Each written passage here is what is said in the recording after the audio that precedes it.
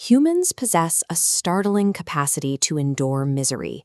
We will voluntarily subject ourselves to years of grueling study or agonizing physical labor, all to reach a single distant goal. To understand why we do this, we have to distinguish between two concepts we usually treat as the same thing: purpose and meaning. Purpose is the objective destination. It is the tangible what of an action. Earning a specific degree or building a successful company. These are concrete, definable endpoints. Meaning is subjective. It is the value, the significance, and the emotional resonance attached to that destination. It is the why, and it dictates how the journey feels while you are in the middle of it. Purpose is the address you type into a GPS. Meaning is the fuel. It is the belief that makes the trip feel worthwhile, especially when the road becomes difficult. Because meaning is the required propellant for enduring hardship, whoever defines what a struggle signifies holds immense control over human endurance. Modifying the subjective meaning attached to a task changes a person's internal cost-benefit calculation.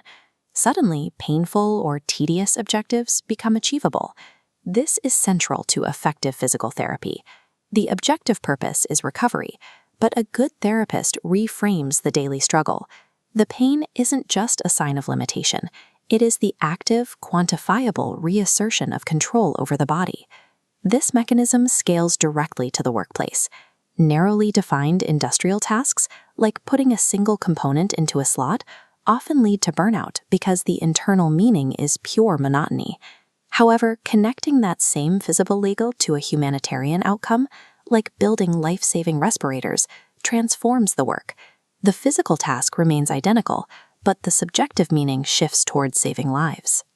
Linking goals to innate values, like family or community, creates more sustainable drive than extrinsic motivators, like money or vanity. When meaning aligns with authentic inner values, it produces a self-sustaining cycle of resilience. Human output reaches its peak not by changing the work, but by changing the narrative surrounding it. Our drive for significance is a biological constant. If we fail to generate our own meaning, external systems will aggressively step in to supply one for us. Historical elites, from monarchs to religious hierarchies, weaponized this vulnerability. They directed massive scales of mass labor by controlling what that labor meant, reducing the need for expensive military force. They utilized the strategic deferral of gratification, moving the ultimate reward for earthly effort entirely into the afterlife. This deferred narrative reframes earthly poverty and systemic exploitation. They are no longer viewed as injustices, but as spiritual purification tests required for eternal bliss. The divine mandate serves a similar political function.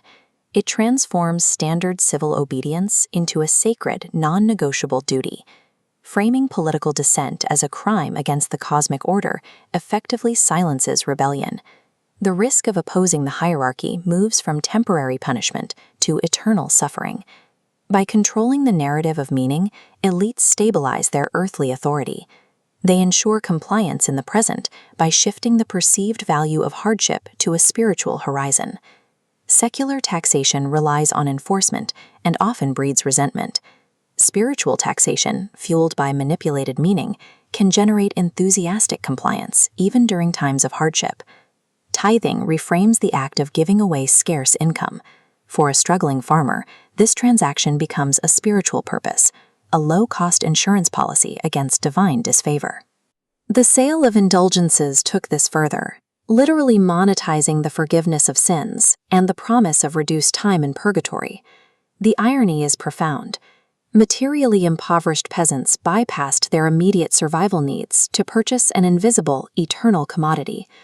Manipulating meaning creates a highly efficient, unidirectional transfer of wealth from the productive classes straight to the ruling hierarchy.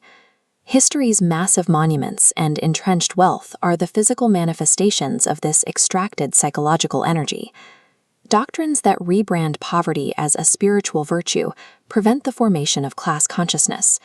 If suffering is seen as a prerequisite for salvation, there is little incentive to seek systemic change. Psychological persuasion is often more potent than military force.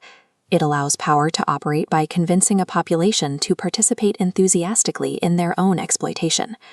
This vulnerability still exists in modern society.